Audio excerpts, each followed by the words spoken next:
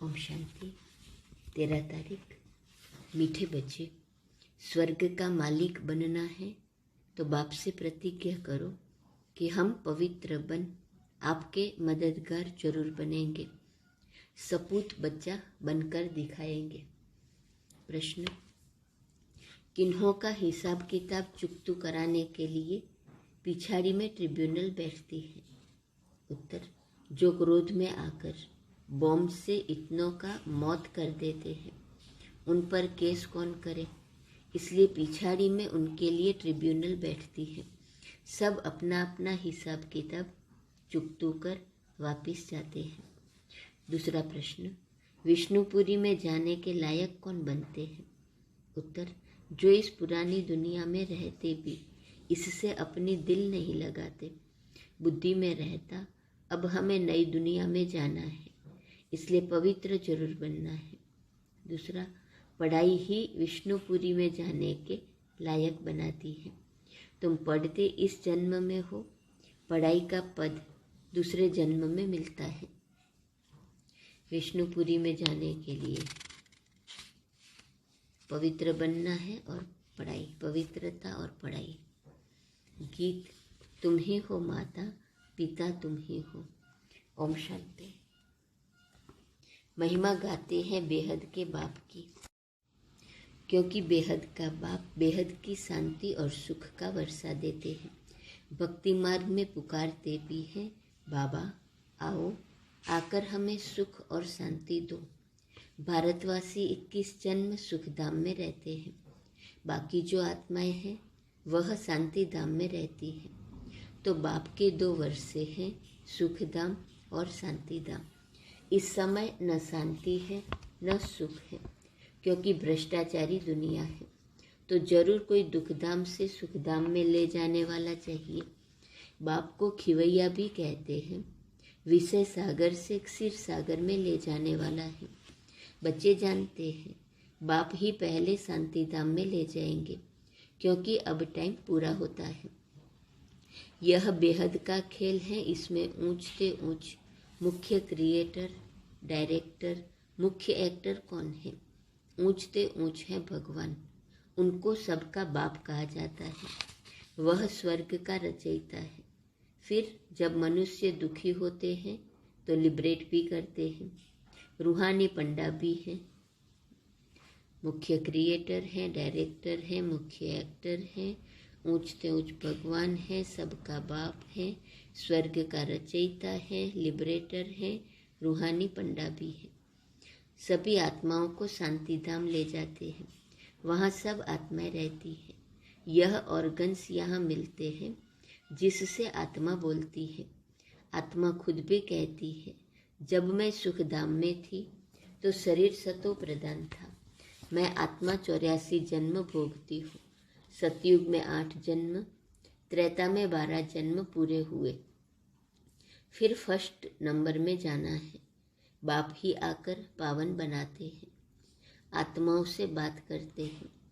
आत्मा शरीर से अलग है तो कुछ बात नहीं कर सकती, जैसे रात में शरीर से अलग हो जाती है।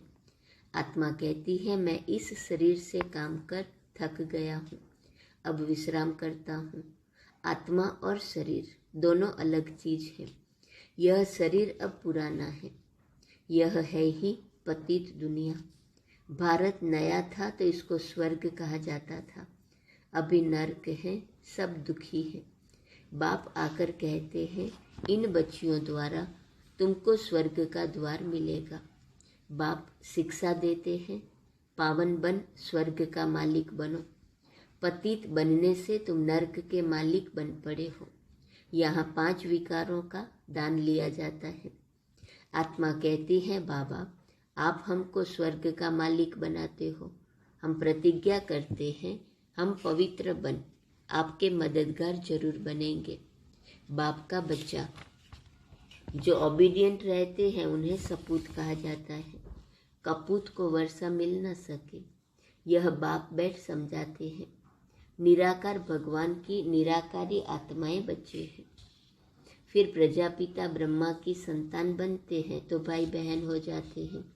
यह जैसे ईश्वरीय घर है, और कोई संबंध नहीं। बल घर में मित्र संबंधी आदि को देखते हैं, परंतु बुद्धि में है हम बाप दादा के बने हैं।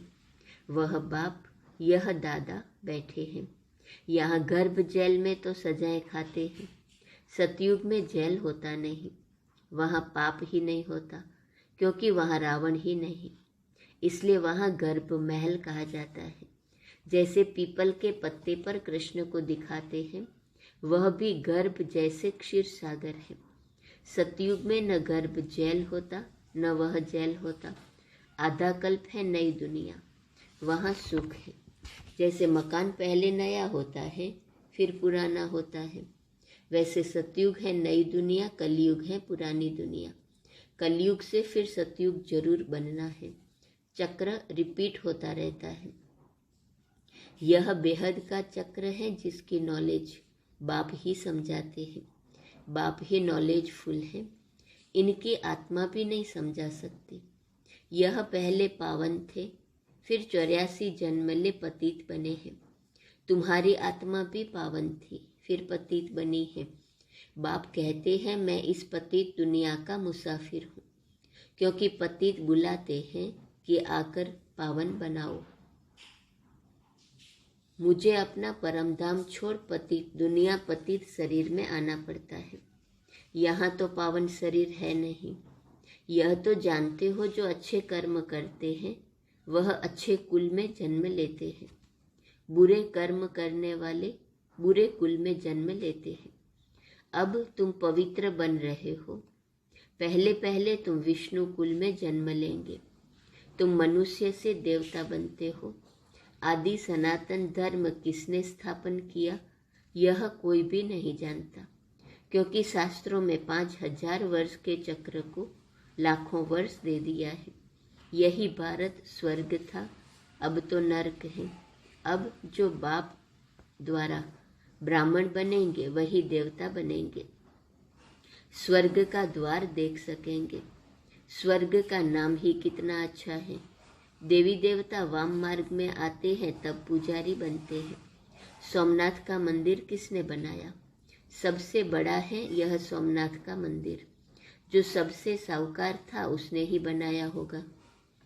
जो सतयुग में पहले महाराजा महारानी लक्ष्मी नारायण थे, वही जब पूज्य से पुजारी बनते हैं तो शिव बाबा जिसने विश्व का मालिक बनाया है उनका मंदिर बनाते हैं।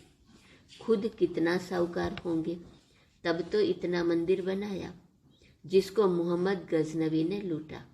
सबसे बड़ा मंदिर है शिव बाबा का, वह है स्वर्ग का रचयिता। खुद मालिक नहीं बनते हैं। बाप जो सेवा करते हैं उसको निष्काम सेवा कहा जाता है। बच्चों को स्वर्ग का मालिक बनाते, खुद नहीं बनते। खुद निर्वाण धाम में बैठ जाते हैं। जैसे मनुष्य 60 वर्ष के बाद वानप्रस्थ में जाते हैं, सत्संग आदि करते रहते हैं, कोशिश करते हैं हम भगवान से जाकर मिले, परंतु कोई मेरे से मिलते नहीं है। सबका लिबरेटर गाइड एक बाबा है और सभी हैं जिस्मानी यात्रा कराने वाले अनेक प्रकार की यात्रा करते हैं। यह है रूहानी यात्रा। बाप सभी आत्माओं को अपने शांति धाम में ले जाते हैं। अभी तुम बच्चों को बाप विष्णुपुरी में ले जाने के लायक बना रहे हैं। बाप आते ही हैं सेवा करने। बाप कहते हैं इस पुरानी दुनिया में कोई से दिल नहीं लगाओ, अब जाना है नई दुनिया में। तुम आत्माएं सब ब्रदर्स हो, इसमें मेल भी है फीमेल भी है। सतयुग में तुम पवित्र रहते थे, उसको कहा ही जाता है पवित्र दुनिया। यहाँ तो 5-7 बच्चे पेट चीरकर भी निकालते हैं। सतयुग में लॉ बना हुआ है। जब समय होता है तो दोनों को साक्षात्कार हो जाता है कि अब बच्चा होने वाला है। उसको कहा जाता है योग बल। पूरे टाइम पर बच्चा पैदा होता है, कोई तकलीफ नहीं, रोने की आवाज़ नहीं। आजकल तो कितनी तकलीफ से बच्चा पैदा होता है। यह है ही दुख धाम। सतयुग है ही सुख धाम। तुम पढ़ाई पढ़ रहे हो सुख धाम का मालिक बनने। उस पढ़ाई का फल तो इसी जन्म में भोगते हैं। तुम इस पढ़ाई का फल दूसरे जन्म में पाते हो।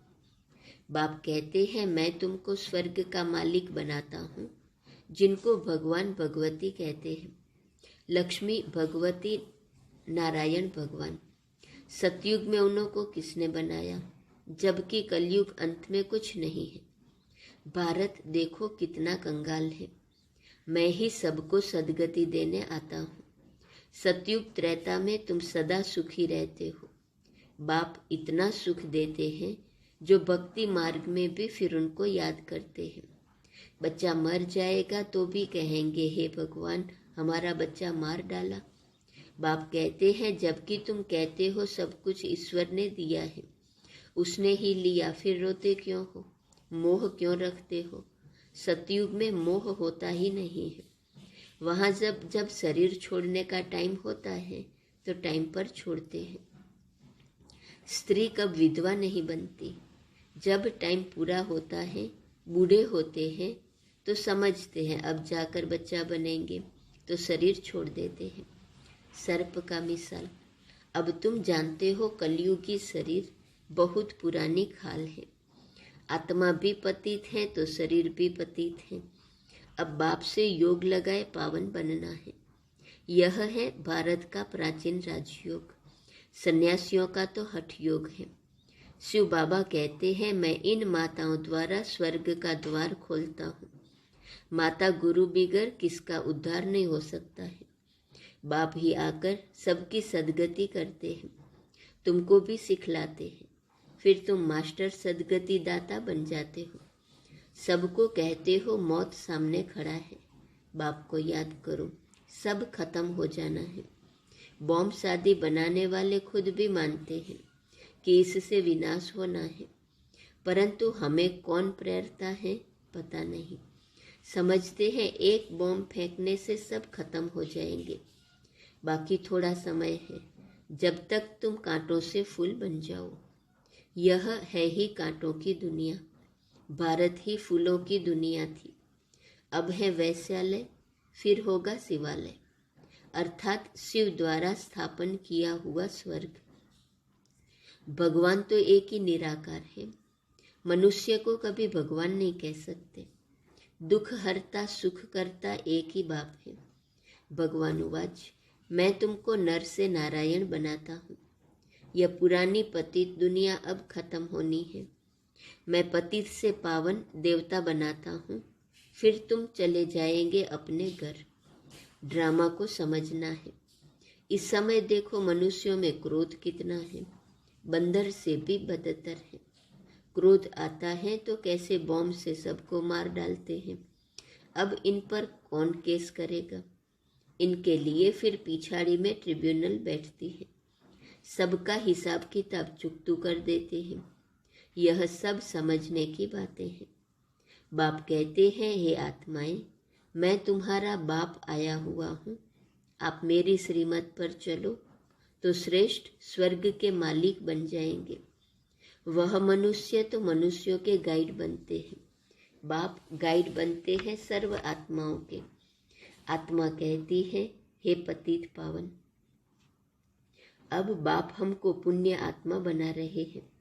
स्वर्ग में रूहानी बाप होता नहीं, वहाँ तो है ही प्रारब्ध। यह यूनिवर्सिटी है। राजयोग बाप के सिवाय कोई सिखला नहीं सकते। बाप कहते हैं मैं इस शरीर का लोन लेकर आता हूँ। आत्मा तो दूसरे शरीर में आ सकती है ना। यह ड्रामा की नोंद है।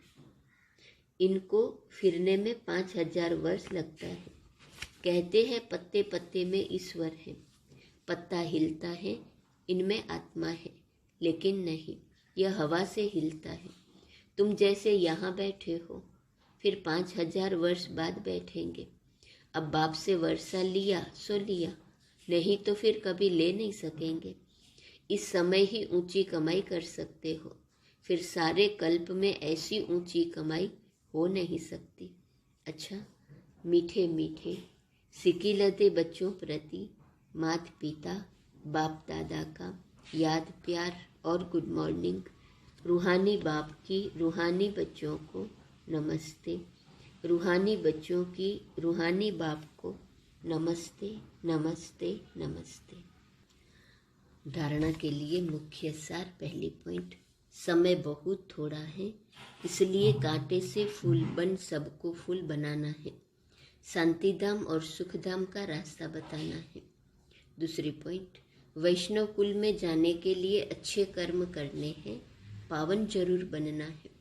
सदा रूहानी यात्रा करनी और करानी है। वरदान, फिराक दिलबन, अखूट खजानों से सबको भरपूर करने वाले मास्टर दाता भव। आप दाता के बच्चे मास्टर दाता हो। किसी से कुछ लेकर फिर देना, वह देना नहीं है। लिया और दिया तो ये बिजनेस हो गया। दाता के बच्चे फिराक दिलबन देते जाओ। अखूट खजाना है, जिसको जो चाहिए वह देते भरपूर करते जाओ। किसी को खुशी चाहिए, स्नेह चाहिए, शांति चाहिए, देते चलो। यह खुला खाता है, हिसाब किताब का खाता नहीं है। दाता की दरबार में इस समय सब खुला है, इसलिए जिसको जितना चाहिए उतना दो, इसमें कंजूसी नहीं करो। स्लोगन, अपनी मनसा वृत्ति को ऐसा पावरफुल बनाओ जो खराब भी अच्छा हो जाए। आज का स्वमन, मैं निवारण स्वरूप हूँ, मूर्त हूँ। संगठन की शक्ति की पॉइंट है। क्लास टीचर्स जो है उन्हों को अपने नए भाई बहनों के ऊपर दुआ करनी है। हर सप्ताह इन्हों का हालचाल पूछते रहना, कोई प्रॉब्लम तो नहीं है, और कोई भी प्रॉब्लम हो तो सुनकर उसका निवारण दो, छोड़ नहीं देना। ओम शांति। ओम शांति।